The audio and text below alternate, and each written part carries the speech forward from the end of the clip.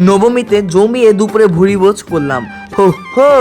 So hello এবার আমি তোমাদের Apu, welcome back to my channel Apu lifestyle blog. প্রথমে মন্দিরে ঢুকে মাকে প্রণাম করে একটু ভাই বোনদের সাথে গল্প করছিলাম এবং আমার একটা বান্ধবীর সাথে দেখা হয়ে গিয়েছিল।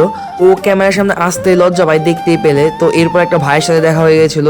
তারপর একটু গণেশ বাবাকে প্রণাম করে আমার ছোট্ট মিলন ভাইয়ের দিকে ক্যামেরা ধরি, ও পুরো ক্যামেরার দিকে লজ্জা পেয়ে চলে গেল। এরপর আমরা ফাইনালি একদম খেতে বসে পড়েছিলাম, এখানে মা, মাসি, বোন এবং দিদা আর আমি।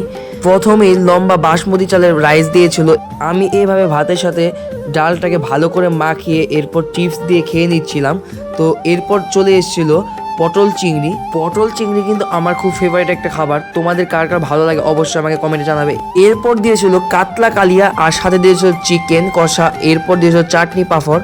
এরপর দিয়েছিল একটা করে বাটি আইসক্রিম। বাটি আইসক্রিম খেতে কারি না ভালো লাগে, তাই না? খাবার পর যদি বাটি আইসক্রিম হয় তাহলে তার কোনো কথাই হবে না। তো এভাবেই মা খাচ্ছিল, এখানে বোন খাচ্ছিল, ভাই খাচ্ছিল, আর হ্যাঁ সাথে কিন্তু আমিও খাচ্ছিলাম, দেখতেই পাচ্ছ। তো আমিও এভাবে খাচ্ছিলাম। আর হ্যাঁ, এবছর আমি নবমীতে আমার বন্ধুর সাথে থেকে যা এক্সপিরিয়েন্স করেছি সেটা কখনো ভোলার মতো নয়। তো আমরা বাড়ি যেতে থাকি, আর তোমরা আমার চ্যানেলটাকে বেশি বেশি করে লাইক, কমেন্ট, সাবস্ক্রাইব এবং বেশি বেশি করে শেয়ার করতে থাকো।